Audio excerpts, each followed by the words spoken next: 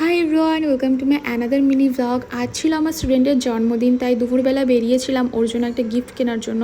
আর ওদের বাড়ি আমার দুপুরবেলাতেই নেমন্তন্ন ছিল, তো 10-15 মিনিটের জন্য বাড়ির থেকে বেরিয়েছিলাম।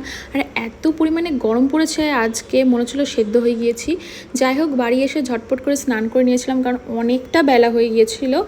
আর আমি ভেবেছিলাম ফার্স্টে চুড়িদার পরবো, বাট আলমারি সব আলমারি আমাদের তালা মারা, যেখানে আমার জামা কাপড় থাকে, কাজ হচ্ছে যেহেতু বাড়িতে, তো যা সামনের উপর পেয়েছি তাই পরে চলে গিয়েছি। আর ঘরোয়াভাবে জন্মদিন হচ্ছিল, শুধু আমি, ওর বাড়ির কিছু আত্মীয় স্বজন আর কয়েকটা বন্ধুবান্ধব মিলে।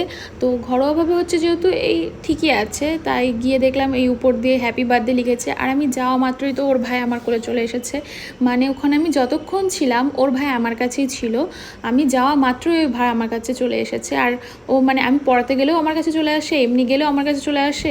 আমার তো কোলে নিতে খুবই ভালো লাগে বাচ্চা। মাঝে ও এত পরিমাণে কান্না করছিল ওর দাদার খাবার ধরবে বলে, তার জন্য ওকে একটা চকলেট দিয়ে আমার কোলে বসিয়ে রেখে গিয়েছে কাকিমা, আর এদিকে শিয়ানকে সেই ফাঁকে আশীর্বাদ করে নিচ্ছিল।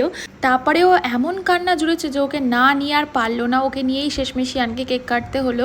ওদের নাকি নিয়ম আছে 5 বছর না হলে বাচ্চাদের হাতে কেক বা পায়েস জন্মদিনে কিছুই খাওয়াতে নেই, তাই শিয়ান ওকে ধরিয়ে খাওয়ায়নি। তারপরে কেকটা কাটা হয়ে গেলে এখানে আমাকে কেক দিয়ে দিয়েছে, আর ছিল ফ্রাইড রাইস আর চিকেন কষা। আমাকে একটা বড় লেগ পিস দিয়েছিল, আর খাবার দাবার খুব সুন্দর হয়েছিল। আর ছিল চাটনি, পাঁপড়, মিষ্টি, পায়েস।